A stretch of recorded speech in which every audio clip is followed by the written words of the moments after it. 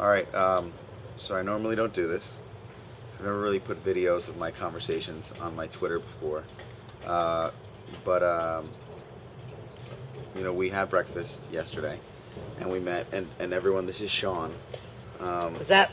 So my brother met Sean at Summit Series, and told me I had to meet him. So we had breakfast, and we had an incredible conversation. And I've been running around. It's Grammy Week, and I've been running around having hundreds of meetings, and I said to my brother, this isn't a business meeting. What is this? He goes, you have to meet this guy.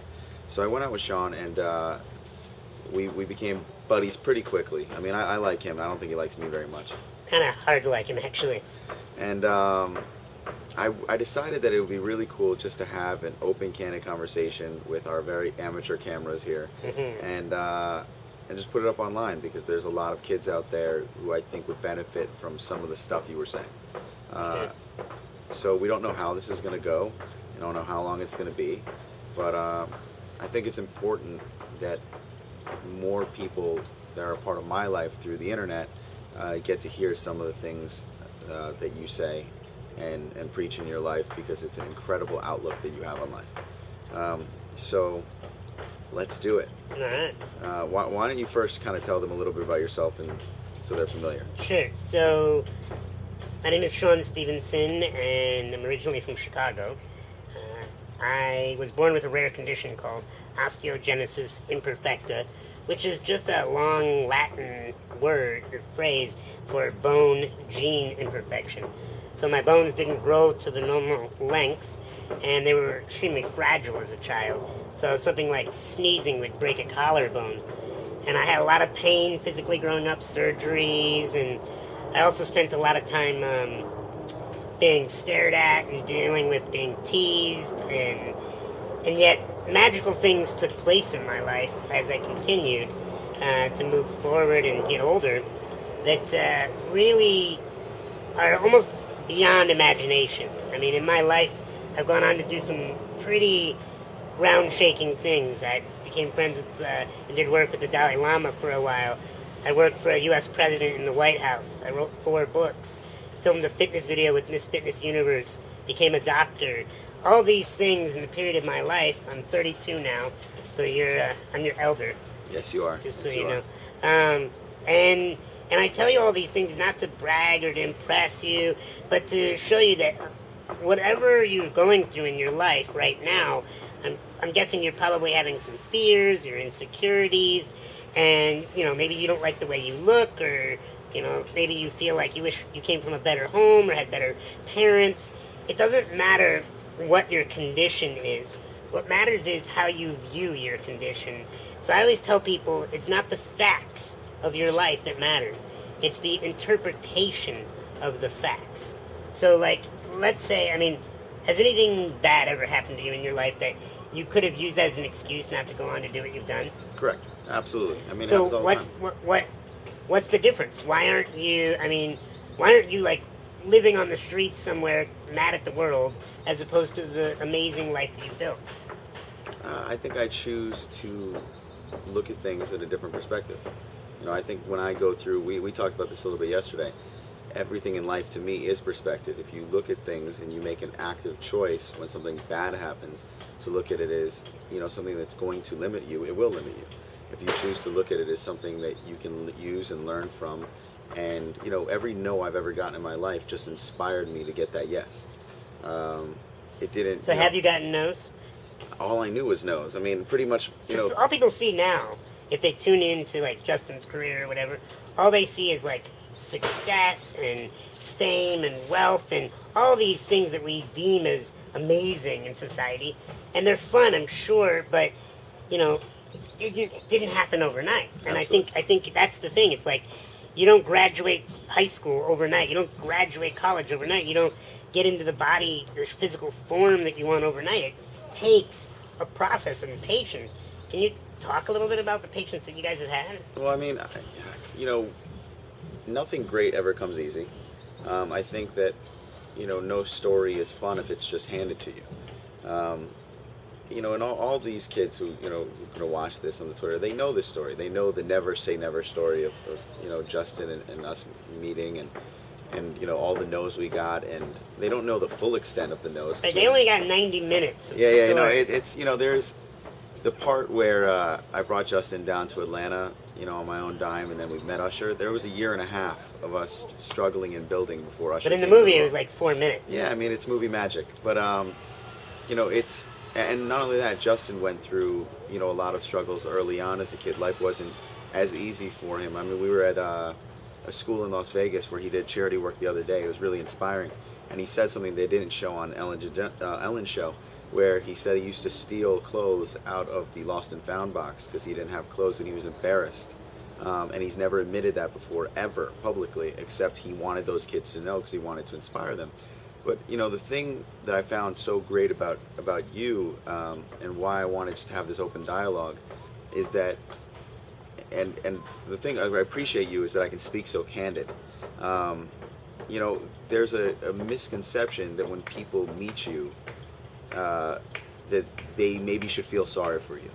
Or they need to help me. Yeah, or they need to help you. And when you and I met, I think you got an automatic vibe from me, and I think my brother as well, where I was like, nice to meet you. What's going on? And I looked at, you and just saw another guy with a very unique situation, and you chose to do something about it. And you told me the story about when you chose to take your unique situation and make it a blessing and not a curse. And I think that's really important. So I'll tell a lot of my stuff, and we'll get into it, but I want you to say the 4th grade story. Sure. So, I believe that throughout our lives, there are these pivotal moments. And they happen at different parts of our lives. They could be, you could be 50 years old going through a divorce, or you could be in 4th grade, which I was in. And as I said, my bones broke really easily growing up. Putting on a pair of pants too quickly could break a femur bone in my leg. And one day, there was one day out of the year that I loved more than anything. Probably similar in some ways to Justin, where he can't just go out in the public and easily blend in anymore. I can't go out in public and blend in. People are looking at me, and they've looked at me my entire life. But one day of the year, I could. And that was Halloween. I could put on a baseball cap and disappear into the crowd. But on Halloween morning, 4th grade, I broke my leg from playing around on the floor, and I knew I was going to miss that one day where I could blend in. I knew I was going to miss the party, the candies, the costumes, all the things that we love when we were kids about Halloween. And my mom asked me a pivotal question that changed the way I look at my reality, changed the way I looked at my present situation all the way into the future to now, which is, she said, sweetie, is this going to be a gift or a burden? Is this going to be a curse or a blessing, And it was so intense because I saw in that moment clarity, even in 4th grade, that, wow, everybody goes through pain. Everybody. Even Justin Bieber at some point in his life had to go through some massive pain and still has challenges today. But do you choose to see those challenges? Do you see your parents getting divorced? Is that going to be something that teaches you about the importance of relationships and connection? Or does it make you bitter? Does it make you feel like, well, I didn't have a normal family, so I got to be angry and feel sorry for myself? Everything comes down to a choice. When people meet me, they think that I'm just automatically positive, that I came out of the womb hey, Sean Stephenson. Not true. I went through insecurities and fears and frustrations and questioned myself and doubted myself, and still to this day do at times. I don't think that insecurity ever goes away, but I think that when you realize what it is, and you can stay ahead of it, and you can stay ahead of it by surrounding yourself with the right people. I always tell people, you become like those you hang out with most. I agree. And when you're in the environment, you become the environment. That I don't care how much willpower you have, if you're around people that harm themselves, you're eventually going to harm yourself. If you're around people that lift you up and make you feel great, you're going to lift yourself up and lift others up. So I've had to study the mind and study the heart and the spirit to figure out how to make this body that I was given work. I can't walk, I use a wheelchair, and most people when they see me, they go, oh, wow, that must be so tough. But I live an incredible life. I get to travel around the world. I'm getting married this year to an incredible woman. I have friends that just if I had one of them, that would be enough. But I have dozens of them that are incredible. They support me. And I've got a career that I get to travel the planet looking into the hearts of people like you and say, look, I get that you're going through some tough times, but you need to hold on. At some point, things are going to turn for you when you change your thinking. So, like, when people hear that come out of me from this little frame, they're like, whoa, that guy has a better life than I do. How the heck does he do it? And it's step by step by step. I mean, I'm a big believer in visualization. I'm a big believer. I mean, I visualized this conversation before I ever knew how I was going to meet you. I visualized this idea that I was going to rid the world of insecurity, that I was going to go into the hearts and minds of millions and billions of people while I'm alive and tell them that you are enough, that it doesn't matter what your skin color is, what your hair looks like, how your voice sounds, how tall you are, how thin you are, how heavy you feel, whatever it is your container you're in, that's perfect. I mean, yeah, we can exercise and eat right, but at the end of the day, if you don't love yourself, it doesn't matter what your body looks like. And I mean, I knew I just, like, threw a lot at you, but, like, that's I mean, look, we had a 2.5-hour breakfast yesterday. Right. And like I said, the schedule's been pretty packed, and I canceled on some people I still had to meet with later, but this was something that, you know, the conversation we had and the friendship I hope we continue to have is something that is important to me. And that's why, you know, doing this, which I don't normally ever do, was important to me too, because I know there's going to be 1 kid, 2 kids, 3 kids, 100 kids, thousands of kids who might see this, who might be that thing they need at that moment. So that's why I wanted to take the time and say, you know, come to my house, let's do this. But it was a great conversation. We talked about, you know, that pivotal moment in my life, and we talked about how I've looked at things, and, you know, how when I was younger, I was thought of as the kid who was supposed to go on and do such great things, and the pressure just got to me. And but I've learned, even in my darkest moment, that time is our friend. That, you know, if you give yourself a moment for things to work themselves out, the opportunity, the blessing of waking up every morning gives you another opportunity to do something else, to make another choice, and to go out there and be positive and realize that, you know, we talked about it. Life is super highs and super lows, and the faster you figure out that living in that medium and tempering everything and realizing that it's not a, you know, it's not a sprint, it's a marathon, the better off you'll be.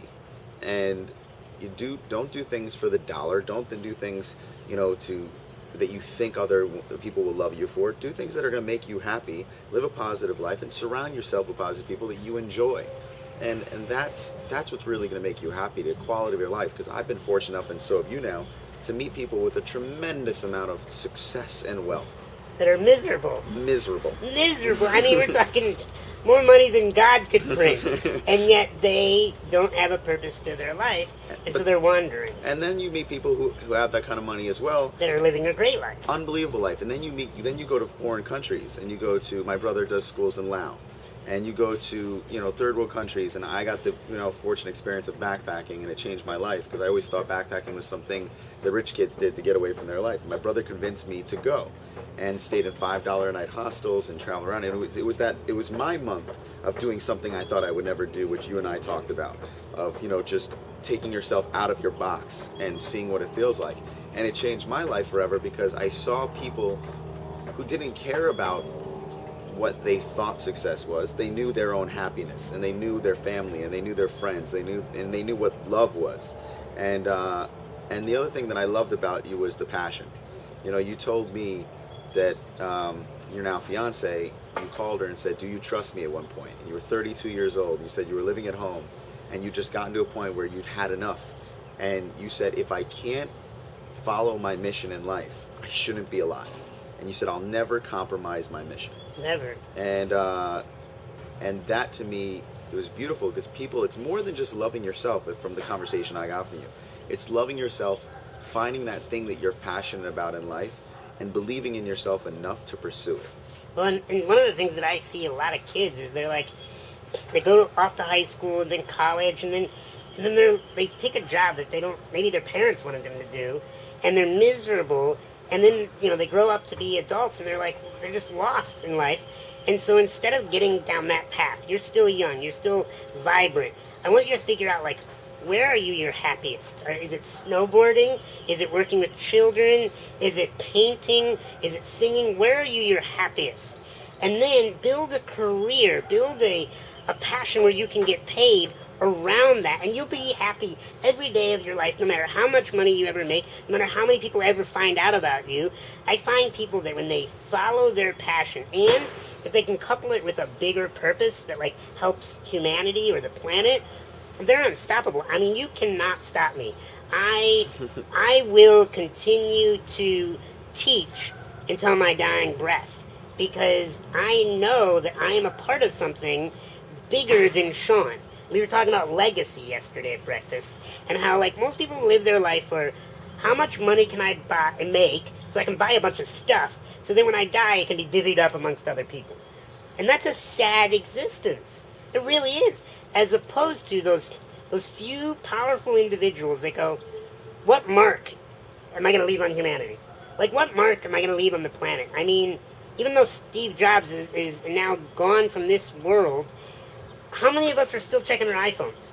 How many of us are still playing with our iPods? How many of us are still discussing what the new operating system is going to be coming out? I mean, and that may just sound like techie, gadgets, but we're creating social networks off of that technology. We're creating possibilities for bringing people together. I mean, all of that because one guy had a vision that when all the naysayers showed up, he said, I'm sorry. And I believe in my heart that you never need to believe a prediction that doesn't make you feel good. So like if people told me you're going to die, I'm like, that prediction doesn't feel too good. I'm going to say, yeah, I'm going to die someday, but it doesn't have to be today. I'm going to visualize something else. Could I be wrong? Sure. But I would rather be wrong about a positive prediction than right about a negative one, Well, we talked about it yesterday. Steve Jobs, famous for the crazy ones.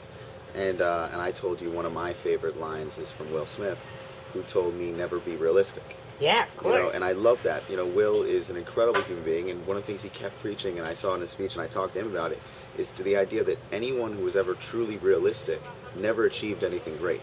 Because anything great, it isn't the status quo. They're not truly going to believe where you're going, and you have to be unrealistic to achieve something great. Which means you have to leave your comfort zone. 100%. I mean, because comfort zones keep your dreams at bay.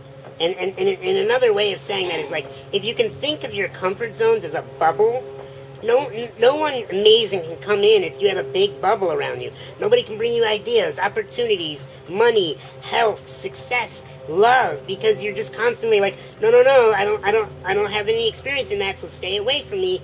But the people that burst their comfort zones, you don't think you had to burst your comfort zone, or Justin, or the other people that have made a mark on society and doing big things? No, they had to burst their comfort zones.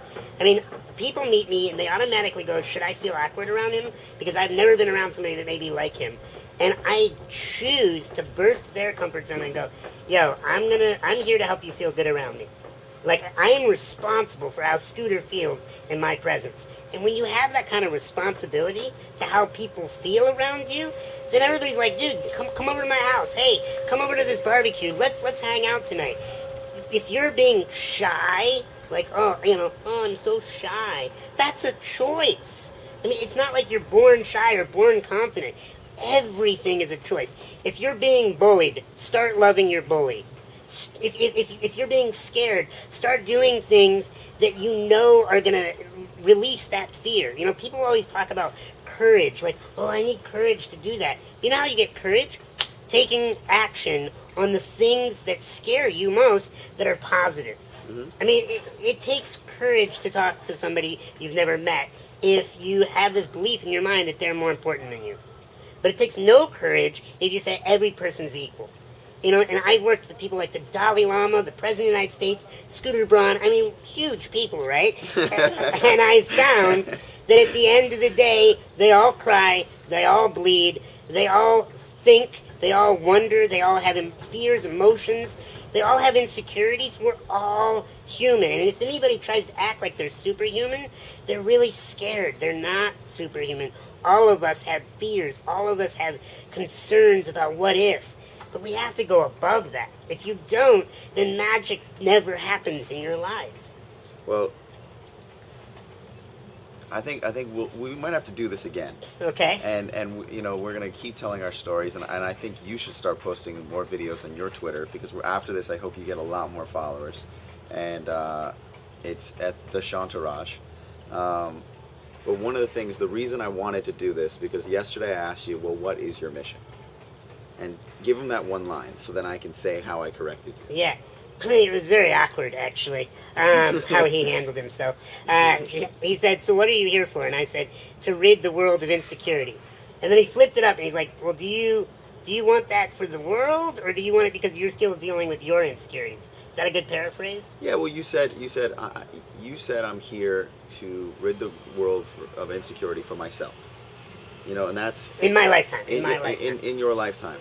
No, you actually said in your life. In my life. Yeah, and I took that instead of in your lifetime as you. That's a good distinction. Good to know. And it's less awkward now.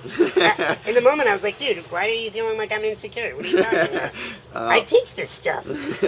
But the main thing to me, I said, well, I think there's one thing you need to change about that, because now meeting you, even in, you know, my existence, and I feel like I've done pretty well with this in my life, but you know, I felt like someone like you needs to be seen by others, because it's not in your life, it's in your life and for others. Right, sure, and beyond, and now knowing that you were, you know, rephrased it as, you know, ridding the world of insecurities in your lifetime, that's why I want to make this video, because I think you're wrong again. Because I honestly think it's to feels good inside. Because I'm a big person about legacy. I'm always talking about it. Right. You know, you ask me what I think I'm here for, right. and it's to leave a positive legacy and mark on the world, then maybe more than divvying up, you know, commercial, you know, things and you know, concerts, you know, that and just being able to put money in bank accounts, you know, for when I'm gone. What I want to do is leave a mark on the world, that when I have a great-great-grandchild, or even someone who isn't related to me, maybe they'll hear my story someday and be inspired and not be so scared to chase their dream. That would be amazing for me. That's legacy. So for you, I want to kind of add that on, where it's more than your lifetime, because this video could last so much longer than you and I are on this planet. And maybe someone's going to see it way beyond our lifetimes, and it might make a difference. Sure. And that's what I think is so important, that someone like you, I'm hoping, even just this video, and they go and check your, you know, your other, you know, talks, but someone like you, you know, when I met you, I didn't look at it as, should I feel sorry, should I feel awkward? I said, this is really cool. This guy took this blessing that God gave him to make him different, and knows that the common person is going to look at him and say, should I feel bad?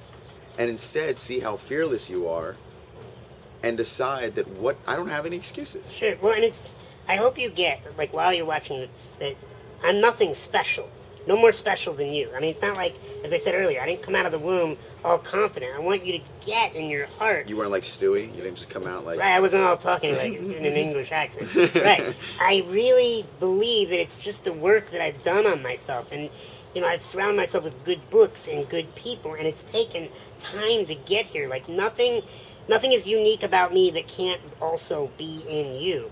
And so I don't want to be my legacy, I don't want to be so much about people remembering Sean Stephenson. I want people remembering my message that came through me. I don't believe that my words are mine. I think they're coming through me, not from me. And when people get into that mindset, like, oh, they had this brilliant idea, they forget that they're the pedestal shopping. Right, exactly. They forget that they're just the instrument. They're not the musician. Yeah, you said yesterday. You said, you know, we got to keep chopping at that pedestal. Keep filing down the pedestal so that you aren't top heavy and flip over. Mm-hmm. Well, I'm glad we did this. Hopefully we can do it again. And if it makes a difference in any of these people's lives watching it, then I think you're doing a damn good job of your mission, and I think it will. Thank you, brother. You got it, buddy. And we're out.